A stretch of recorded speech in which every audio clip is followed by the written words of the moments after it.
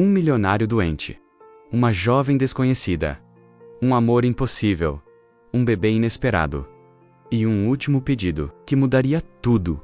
Essa é a história que você vai ver hoje. Fique até o final e descubra o último pedido dele. O relógio da parede. Marca 5h43 da manhã quando a luz invade, preguiçosa, a imensidão silenciosa da mansão. Cortinas pesadas filtram o sol, enquanto o som do tic-tac ecoa como se fosse o único sinal de vida ali. No quarto principal, repousa um homem, sentado à beira da cama, com um robe negro cobrindo um corpo cansado, curvado pelo tempo e pela dor. Ele não se move de imediato, apenas observa a janela menos como se esperasse algo. Ou alguém. A companhia é o chiado discreto do respirador portátil ao seu lado. Na escrivaninha, uma pilha de papéis permanece intocada há dias. Entre eles, um testamento antigo, amarelado, com o nome de um filho que já não atende mais suas ligações. As fotografias emolduradas ao redor.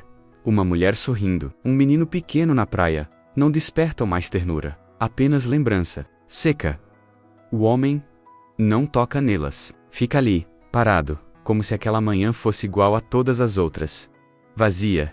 O cheiro de mofo e perfume caro disputam o ar. Pela janela semiaberta, ouve-se o som distante de um carro freando. Augusto levanta os olhos, sem mexer a cabeça. Alguém está chegando. E ele já sabe quem é. Não porque queira saber, mas porque foi ele mesmo quem contratou. Uma cuidadora, segundo a agência. Jovem, diziam, discreta, eficiente, paciente, palavras que para ele não passam de promessas vazias. Já não se deixa impressionar com ninguém, do lado de fora. Clara desce do carro com passos firmes. Mas, coração inquieto. Carrega uma bolsa simples, uma muda de roupa e uma pasta com documentos. Seus olhos observam a mansão como quem olha um castelo de um conto sombrio. Vai ser só um trabalho, mas há algo naquele ar pesado, naquela porta alta demais, que a faz prender a respiração, por um segundo a mais. Mesmo sem saber, está prestes a cruzar um limite invisível. O mordomo abre a porta com um aceno contido. Clara entra.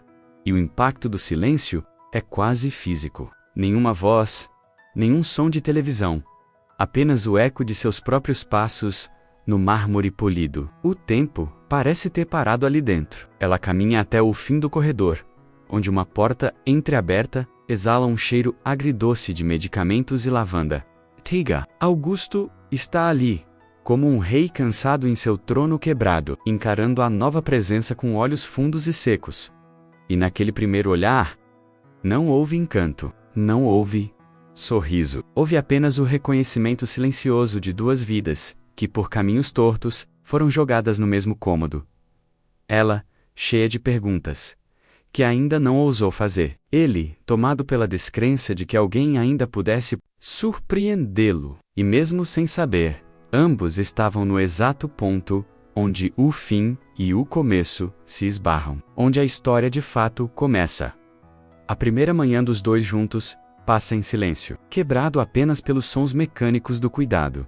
A colher, batendo no copo de vidro, o clique do medidor de pressão, o rangido da poltrona. Clara tenta, com delicadeza, puxar a conversa. Mas Augusto responde com monossílabos, como se cada palavra fosse um esforço desnecessário. É só quando ela pergunta menos, quase sem querer, se ele sente falta de alguém, que ele lança o olhar, mais frio que já usou em anos. As pessoas sempre vão embora. Não adianta sentir falta. Essa frase paira no ar como uma sentença. Clara engole seco e decide não insistir. Mas por dentro, algo pulsa.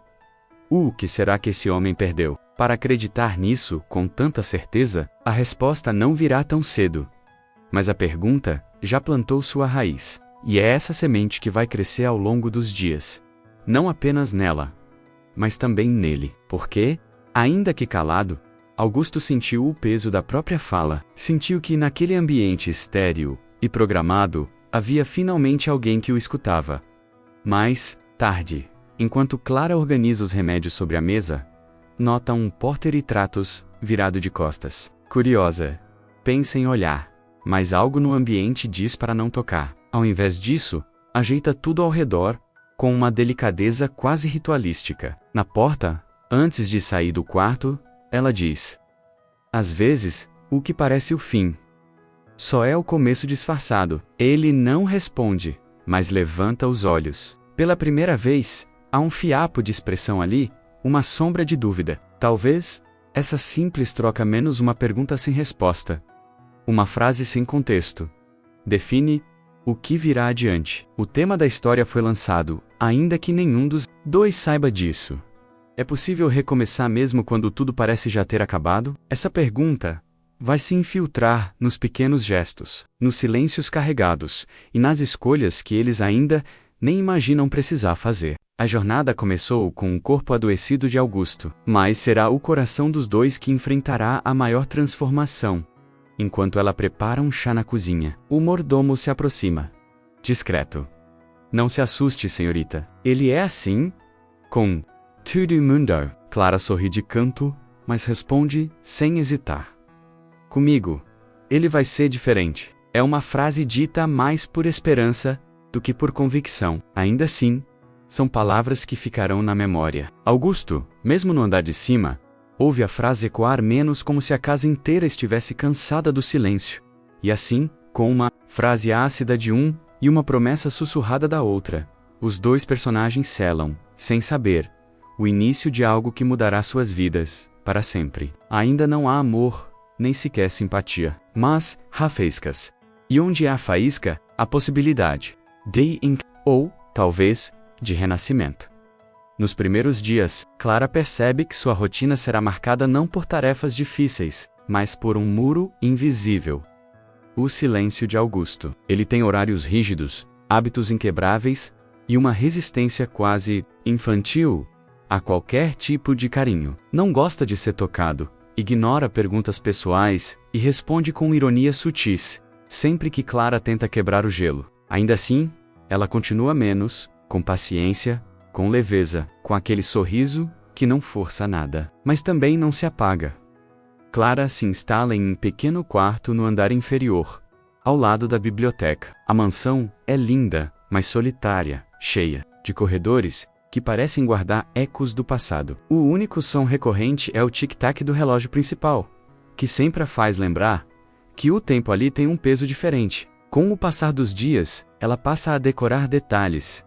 O chá de camomila, que Augusto tolera, os livros que ele nunca termina, a forma como ele sempre ajeita o hobby, antes de receber alguém menos, como se quisesse controlar a imagem que deixa para o mundo. Além de Clara e Augusto, há poucos personagens que orbitam aquele universo. Elias, o mordomo idoso e fiel, conhece os silêncios do patrão como ninguém, mas raramente os traduz. É com Clara que ele começa a se abrir, soltando pequenas histórias da juventude de Augusto e revelando, com muito cuidado, que nem sempre ele foi assim. Há também a enfermeira que vem 2 vezes por semana, mas que evita conversas longas. Ninguém se prende àquela casa por muito tempo, exceto Clara.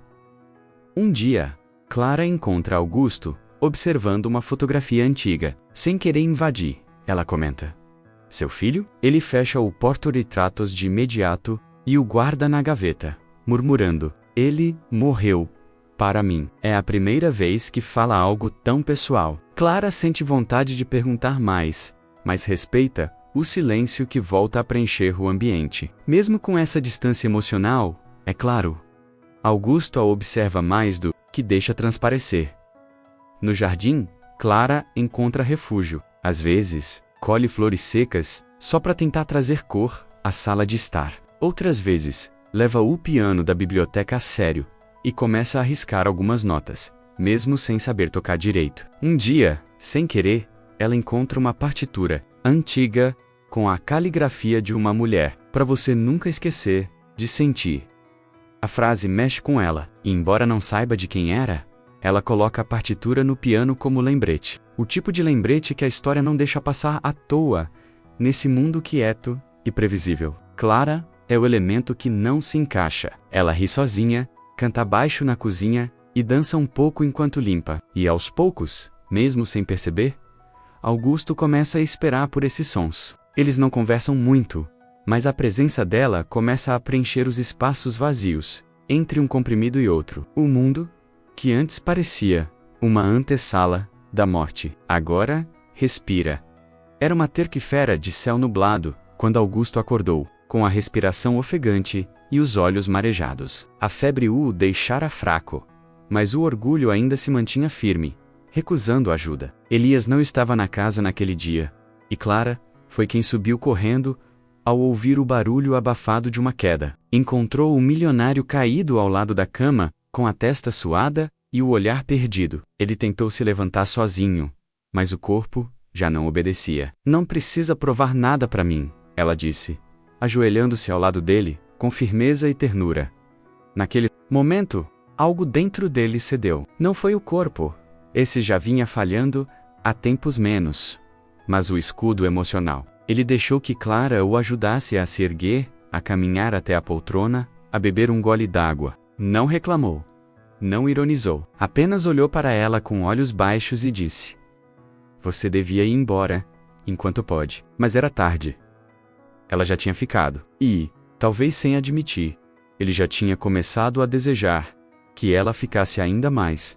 Naquela mesma noite, Clara trocou o piano pelos livros da biblioteca. Pegou um romance antigo, sentou-se ao lado da lareira e começou a ler em voz alta. Não sabia se ele ouvia menos, ele estava no quarto, porta fechada. Mas continuou assim mesmo. Leu por quase 1 hora, com voz suave e ritmada como quem embala alguém que não sabe se quer dormir ou acordar. E quando terminou, deixou o livro sobre a mesinha com um bilhete. "Tem mais disso se quiser."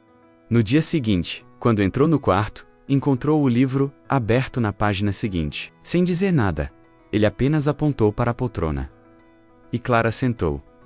Aquilo foi mais do que um gesto. Foi uma escolha, foi um convite silencioso para ocupar um espaço que, até então, era negado a todos. A partir daquele momento, algo mudaria na dinâmica entre os dois. Os papéis de patrão e cuidadora continuavam, mas por baixo da superfície, um outro tipo de vínculo começava a se formar.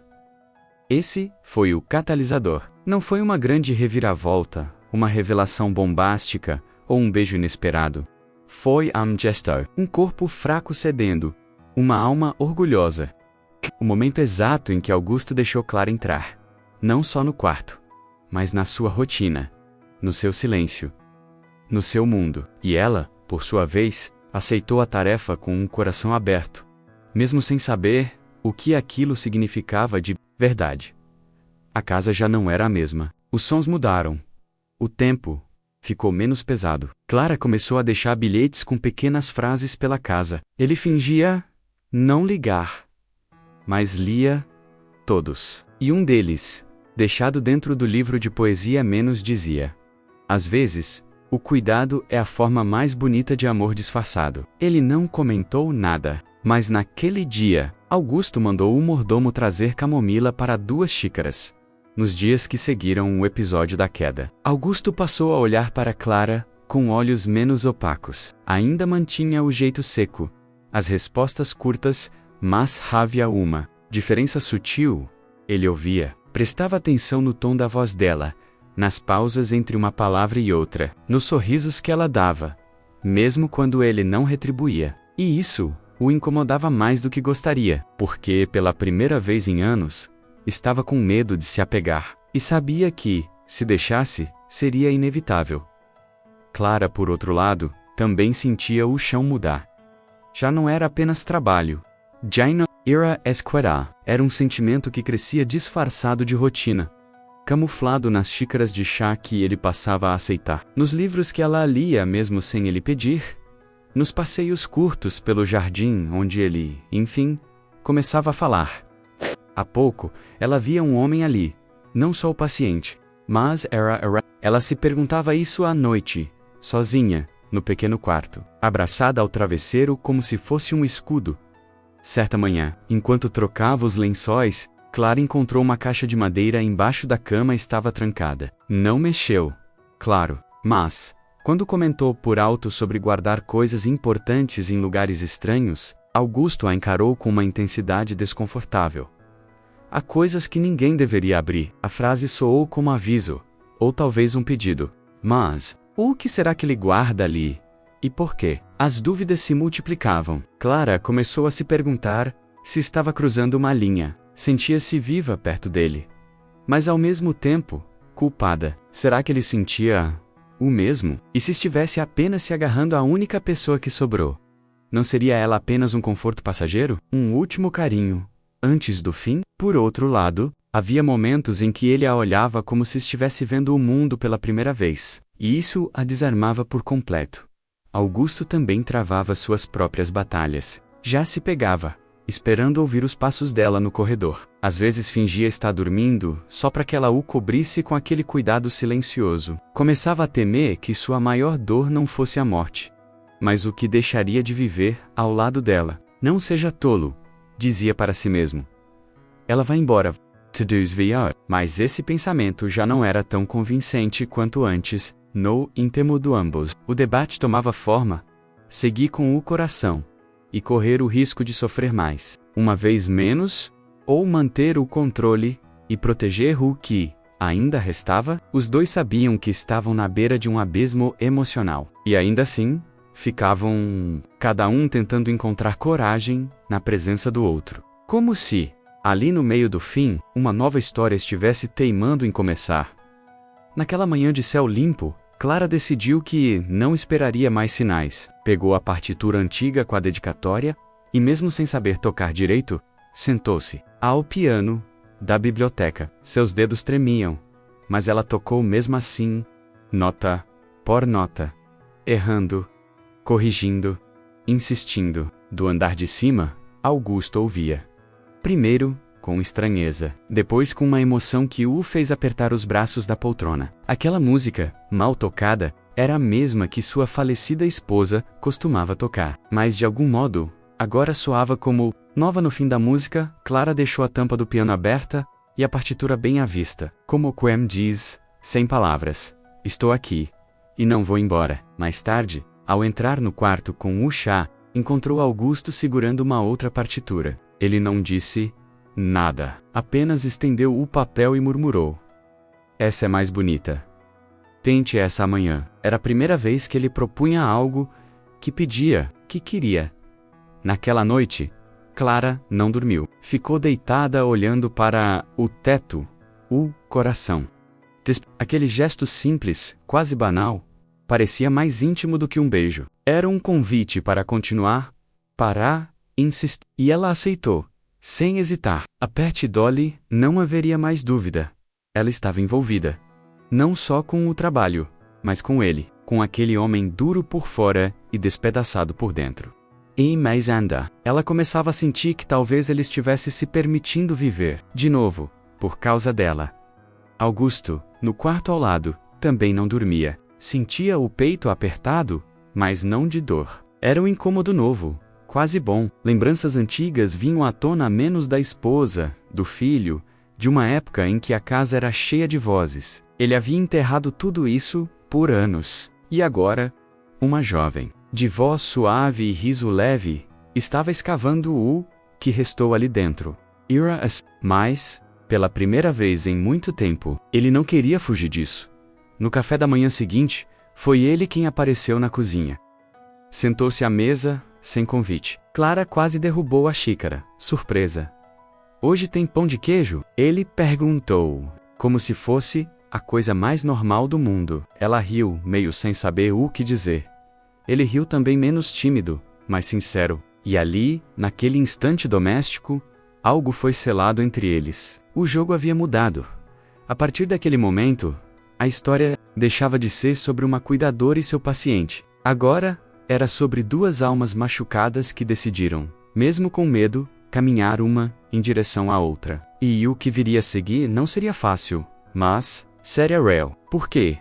Quando o silêncio cede lugar, a música menos mesmo, desafinada, menos é sinal de que o coração está acordando. Na primeira tarde em que sentaram no jardim juntos, Clara trouxe um baralho antigo que encontrou numa gaveta empoeirada. Sabe jogar buraco? Perguntou, com aquele tom leve que já se tornava comum. Augusto levantou uma sobrancelha. Minha esposa me ensinou. E me ganhava sempre. Foi a primeira vez que falou dela sem amargura. Clara não respondeu. Apenas sorriu e embaralhou as cartas. E assim, entre partidas silenciosas, nascia ali a trama o amor. Eles não diziam em voz alta o que sentiam, mas os gestos falavam.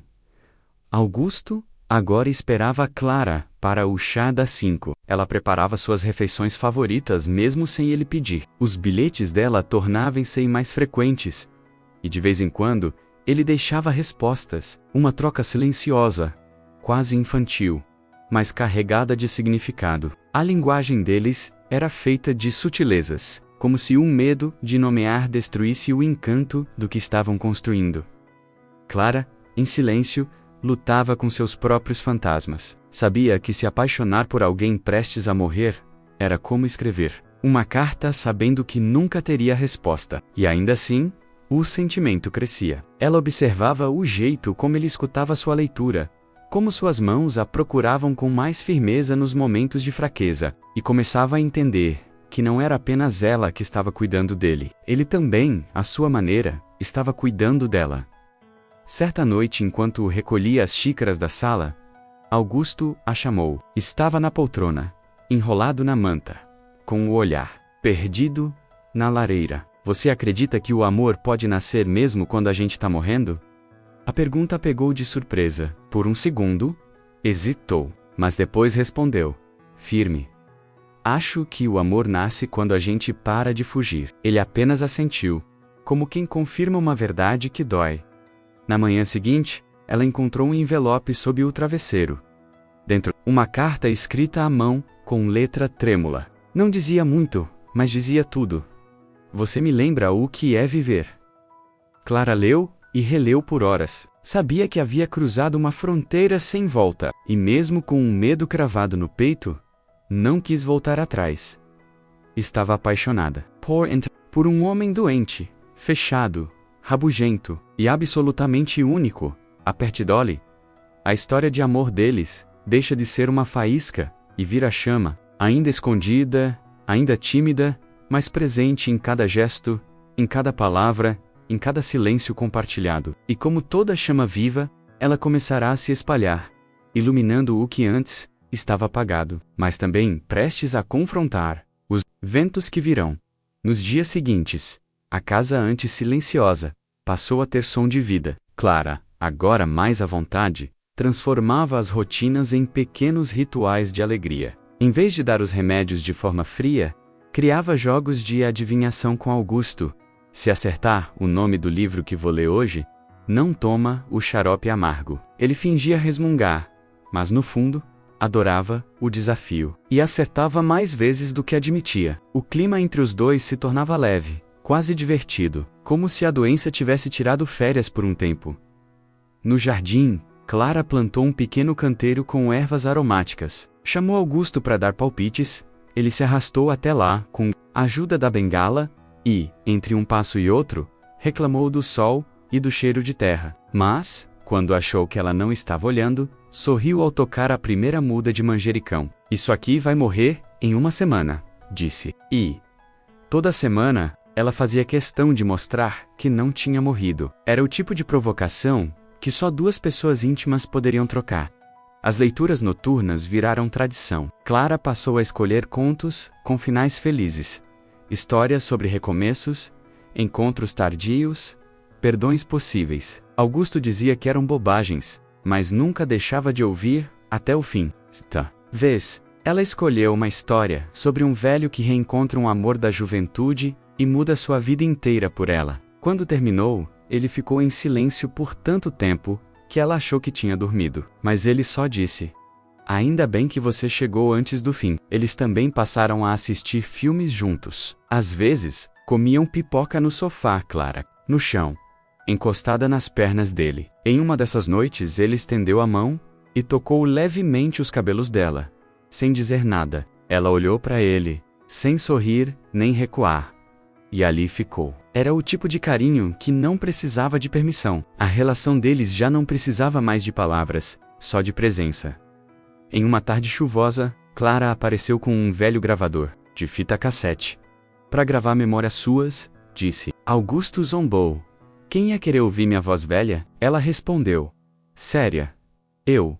Ele não gravou nada naquele dia, mas na noite seguinte, deixou a fita no gravador, com uma frase: "Quando perdi meu filho, perdi o som do mundo." Era a primeira vez que tocava nesse ponto, e Clara chorou sozinha, no corredor, com o coração doendo por um passado que não era seu menos, mas que ela já sentia parte.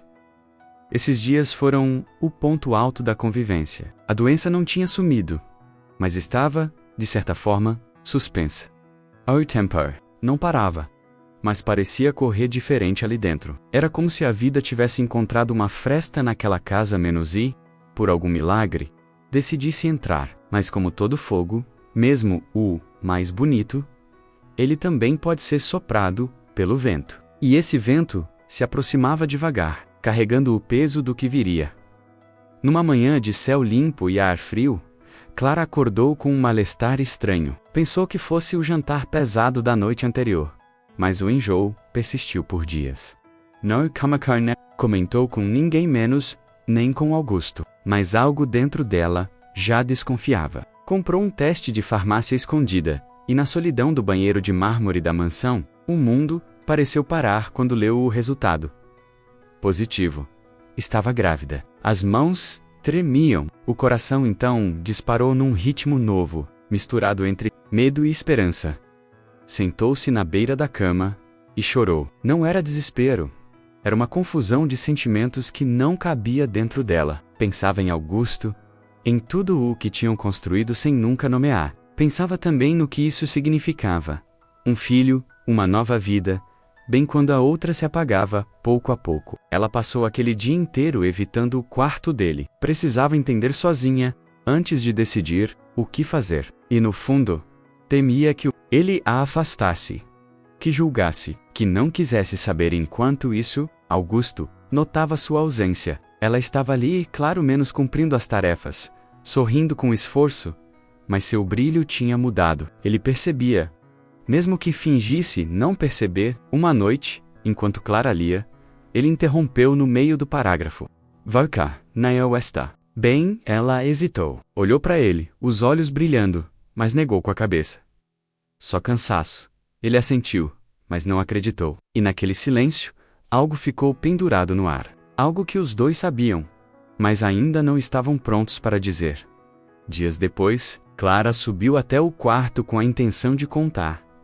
Mas antes que dissesse qualquer coisa, Augusto a surpreendeu. "Se eu te deixasse alguma coisa, você aceitaria?" Ela regalou os olhos. "Como assim?" Ele desviou o olhar, desconversou. Disse que não queria que tudo acabasse sem deixar nada. Clara entendeu. E naquele instante, decidiu não contar menos ainda. Não o prometer, mas porque não queria que ele pensasse que ela ficaria por obrigação. Porque ela já tinha ficado por amor. Esse foi o ponto de virada. Ambos estavam ligados de um jeito irreversível, mas ao mesmo tempo, estavam presos no não dito. Ele já havia sentido. Sabia, no fundo, o que se passava, mas escolhera o silêncio como proteção. Ela, por sua vez, carregava dentro de si uma nova vida menos e um turbilhão de dúvidas. Como criar uma criança com alguém que estava morrendo? Como amar sem garantia de amanhã? E, mesmo assim, ali estavam eles, unidos por uma vida que ainda nem tinha começado, mas que já os transformava por inteiro. No meio da dor e da beleza, da fragilidade e do amor, o tempo seguia. E o bebê, mesmo ainda invisível, já era parte daquela história, como um elo silencioso entre dois mundos. O que estava se despedindo e o que estava prestes a nascer. O frio começava a tomar conta das manhãs, e com ele, vieram as primeiras complicações sérias da saúde.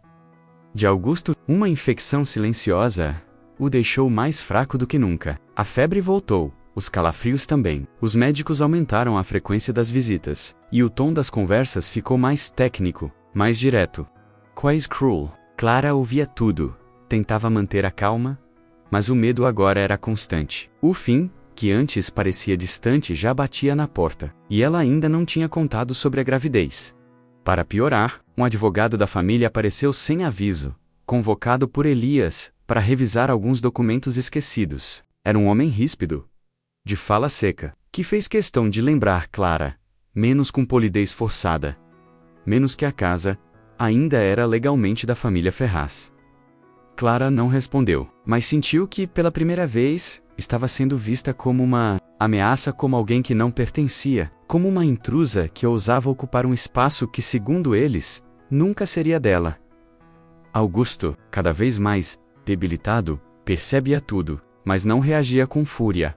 Reagia com silêncio e tristeza. Passava longos minutos olhando para Clara, sem dizer nada. Às vezes tentava sorrir, mas logo tossia ou virava o rosto. Em uma dessas noites, segurou a mão dela com força incomum e disse, baixinho: eles vão tentar tirar tudo de você, mas eu não vou deixar. Era a primeira vez que falava como se soubesse de tudo, como se já tivesse planejado algo. Enquanto isso, Clara lutava com seu próprio corpo. Os enjoos aumentavam. O sono se tornava pesado. Precisava cuidar de Augusto, de si mesma, e esconder tudo isso dos olhares inquisidores que agora rondavam a mansão. O tempo, que antes era seu aliado nos pequenos gestos, agora era um inimigo que corria rápido demais. E o segredo que carregava no ventre pesava mais a cada dia. Ela sabia que não poderia esconder por muito tempo. Mas quando? E como? O pior golpe veio numa tarde gelada, quando Augusto perdeu a consciência por algumas horas. Foi a primeira vez que Clara o viu completamente fora de si, menos confuso, murmurando nomes do passado, pedindo perdão por erros que ela não entendia. Quando ele despertou, os olhos estavam diferentes, mais cansados, mais cientes. E foi então que ele segurou a mão dela e disse: você precisa me prometer que vai continuar com ou sem mim. E ela, engolindo o choro, apenas balançou a cabeça. Os inimigos não eram só os advogados, nem os papéis sobre a mesa. Eram o tempo, a doença, a dúvida, o medo. Todos se aproximavam, cercando Clara e Augusto como feras famintas. Mas havia uma coisa que esses inimigos não conseguiam alcançar: o vínculo que eles construíram. Ainda que tudo desmoronasse ao redor, havia algo ali que nem a morte parecia capaz de levar. A noite cai pesada sobre a mansão, envolvendo corredores e portas em uma sombra quase sufocante. Augusto está internado no quarto principal, com o rosto pálido e o corpo imóvel sob os lençóis brancos. Clara, exausta, passou o dia ao lado dele, segurando sua mão como se tentasse evitar que ele desaparecesse. A infecção avançou rápido, e os médicos agora falam com a família menos e com advogados, em tom irreversível. O silêncio entre Clara e o leito é o som mais doloroso do lugar. Sentada na poltrona, ao lado da cama, Clara desmorona. As lágrimas escorrem sem aviso pelo rosto cansado, e cada soluço parece ecoar na imensidão vazia do quarto. Ela lembra das promessas de amor caladas, das tardes de piano, das cartas trocadas, do primeiro sorriso que ela despertou nele. E tudo isso. Agora só restam fragmentos dispersos por um lugar que antes pulsava vida. A casa, ela percebe, parece mais fria do que nunca. É ao lado da cama. Elias, o mordomo, faz o que pode para confortá-la. Ele segura a mão dela e murmura lembranças de um tempo em que Augusto ainda ria. Você trouxe cor de novo para ele, diz com voz trêmula. Mas Clara se afasta, assustada. Tem medo de se apegar demais às memórias. Ao mesmo tempo, sente culpa por amá-lo. Será que seu amor, menos contra todas as expectativas, foi apenas mais uma forma de abandono? Do lado do Forá, o advogado retoma as conversas sobre bens e testamento. Ele menciona cláusulas, prazos, herdeiros, documentos. Clara ouve pedaços da conversa. Artigo tal, percentual que cabe à cuidadora, impugnação possível. Ela fecha os ouvidos. Em seu peito, a dúvida lateja. Será que ele ainda a quis ali até o final? Será que o último pedido dela foi apenas um consolo? Será que ela merecia tudo aquilo? O ponto mais baixo chegou quando, já na madrugada, Augusto abre os olhos pela última vez. Sussurra o nome dela menos sem forças, quase etéreo, e estende a mão como se buscasse um último contato. Clara, com o coração estilhaçado, se inclina e segura sua mão fraca. Um instante eterno. Em seguida, tudo escurece. Ele parte. respirador cala o relógio principal para... O grito preso na garganta dela é o som mais forte que a casa já ouviu. E ali, na escuridão pós-vida, Clara sente que perdeu não apenas o homem que amava, mas o pedaço mais vivo de si mesma. E, os olhos estejam fechados, ela sabe. Aquela noite marca o fim menos. E paradoxalmente, o início de algo muito mais difícil de ser enfrentado sozinha. No dia seguinte, a mansão parecia um cenário abandonado. As flores murchavam nos vasos, as cortinas permaneciam fechadas, e os passos de Clara ecoavam como se cada um fosse um adeus. Augusto já não estava ali, e ainda assim, estava tudo, no perfume do travesseiro, nos livros empilhados, nas xícaras deixadas pela metade. Clara andava pelos cômodos como quem procura algo que não vai encontrar. Talvez uma despedida que não aconteceu. Talvez a si mesma na biblioteca. O piano fechado parecia um túmulo. A partitura antiga ainda repousava no suporte, como uma lembrança de tudo que eles viveram menos, e que agora parecia tão distante quanto um sonho. Clara passou os dedos pelas teclas, mas não teve coragem de tocar. Sentia-se vazia, como se o amor que a preenchia tivesse sido arrancado com violência. Não havia música, não havia futuro. Apenas silêncio. Na cozinha, Elias preparava o chá, menos como sempre. Tentava seguir a rotina por respeito, por luto, por carinho. Ao servir Clara, ela não segurou as lágrimas. Ele sabia, disse Elias, baixinho, sobre o bebê. Clara o encarou, surpresa. Elias explicou. Augusto desconfiava fazia semanas. Mandou revisar o testamento. Pediu urgência. Ele queria garantir que vocês tivessem o que ele não pôde dar ao próprio filho. Clara mal conseguia respirar. Aquela dor agora se misturava com algo novo. Uma gratidão dilacerante. Mesmo assim, a noite seguinte foi a mais difícil. Clara acordou de um pesadelo suando, com o corpo em pânico e a mente em desordem. Sentia que não conseguiria seguir em frente. Pensou por um segundo em ir embora, em abandonar tudo, desaparecer. A ideia passou como um sussurro menos, mas foi real. O medo de criar um filho sozinha. O medo de ser julgada. O medo de não suportar a ausência dele. E, mais do que tudo, o medo de esquecer o que viveram. Foi então que encontrou a carta. Dentro da caixa de madeira que ela nunca teve coragem de abrir. A mesma que ele guardava debaixo da cama. A caligrafia era fraca, mas firme. Se você está lendo isso, é porque eu parti. E se parti, foi em paz, porque conheci você.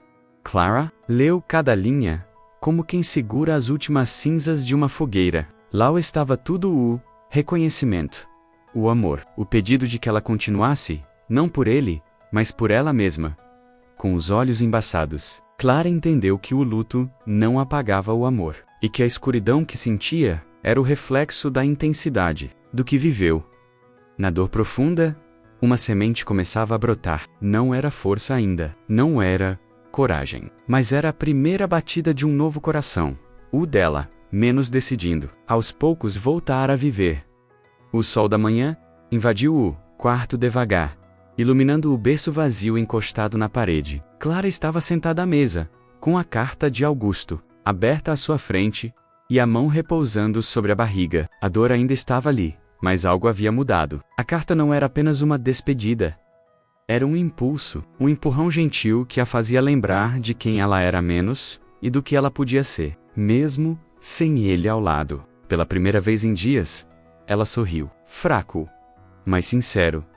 Determinada, ela se levantou e começou a arrumar a casa. Abriu janelas, tirou os lençóis dos móveis, organizou as gavetas com roupas de Augusto. Cada gesto era um luto e uma libertação. Clara não queria apagar a memória dele, queria honrá-la, e ao fazer isso, redescobriu forças que achava que não tinha. Enquanto recolhia um dos bilhetes antigos que ele costumava deixar, percebeu que não estava sozinha, estava carregando a última parte dele. Um filho, um recomeço. Com a ajuda de Elias, Clara organizou uma pequena cerimônia na mansão. Só eles dois e a pianista, que antes vinha afinar o instrumento. Ela tocou a melodia da partitura antiga, e Clara Ouviu cada nota com os olhos fechados, sentindo as mãos dele ainda ali, apertando as dela com doçura. Não houve discursos longos, apenas silêncio. Um silêncio diferente, cheio de significado, não mais vazio. E foi nesse silêncio que Clara entendeu. Ela não era a mesma mulher que entrou naquela casa meses atrás. Na semana seguinte, ela visitou o cartório com um testamento em mãos. O advogado, agora mais contido, confirmou tudo: a mansão, os bens, os investimentos, tudo em nome dela e do bebê. Havia uma carta formal anexada, escrita por Augusto, dizendo: esta é a mulher que me ensinou a amar nos últimos dias de vida, e será ela que ensinará meu filho a viver. Clara saiu dali com lágrimas nos olhos e a cabeça erguida, não por orgulho, mas por respeito à história deles. Aos poucos, a rotina se reorganizou. Clara começou a estudar piano. Como a antiga pianista, passou a frequentar grupos de mães, e até iniciou um diário de voz para o filho que viria. Contava a ele sobre o pai, sobre o sorriso discreto, o humor seco, os olhos que falavam antes da boca. Contava também sobre o amor, não o idealizado, mas o possível, o que nasce quando a gente menos espera e floresce no meio da dor. A escuridão ainda visitava Clara de vez em quando, mas agora ela sabia como enfrentá-la. Com música, com memória. Ela entendia, enfim, que o último pedido de Augusto não era sobre continuar viva, era sobre continuar sentindo. Continuar amando. E isso, ela faria menos por ela, por ele. E por aquele pequeno coração que batia dentro do seu. O tempo passou. Não muito, mas o suficiente para mudar tudo. Clara agora caminhava pela casa, com um novo ritmo, um passo mais seguro, mais cheio de presença. A barriga cresceu, os cômodos ganharam cor, e o piano da biblioteca voltava a tocar todos os dias, agora com acordes firmes, aprendidos com dedicação. A mansão, que antes era uma catedral de lembranças dolorosas, se tornava um lar, um lugar onde o amor, mesmo após a morte, ainda tinha espaço para viver. Em uma tarde chuvosa, Clara organizava um pequeno armário com roupas de bebê quando encontrou, entre papéis antigos, um caderno de anotações de Augusto. Nele, frases soltas, pensamentos, desenhos de Clara lendo perto da janela. E no final, uma dedicatória escrita à mão. Obrigado por me ensinar a viver no momento em que eu só queria partir. Aquilo foi mais do que um presente. Foi o encerramento de uma história que, embora breve, fora profundamente transformadora. Nascimento do bebê, Clara chorou como nunca havia chorado antes. Era um menino, os olhos, castanhos como os dela. O silêncio da sala se quebrou com o primeiro choro forte, e naquele som, ela ouviu a vida começar de novo. Deu-lhe o nome de Miguel, que, segundo Augusto, era o nome que ele teria dado ao neto. Se um dia o filho lhe tivesse permitido, agora, o nome finalmente encontrava lugar no mundo. Com o tempo, Clara criou um espaço de acolhimento para outras cuidadoras. Usou parte da herança para transformar a mansão em um centro de apoio, não só físico, mas emocional. Um lugar onde histórias como a dela pudessem ser contadas, onde a dor tivesse lugar, mas também tivesse saída. Um lugar onde o cuidado fosse visto como a forma mais legítima de amor. O legado de Augusto não estava mais nos bens, mas no que ela construiu a partir dele. Numa noite calma, com Miguel dormindo em seus braços, Clara caminhou até a biblioteca. Sentou-se ao piano e, sem partitura, tocou a música que ele mais gostava de ouvir.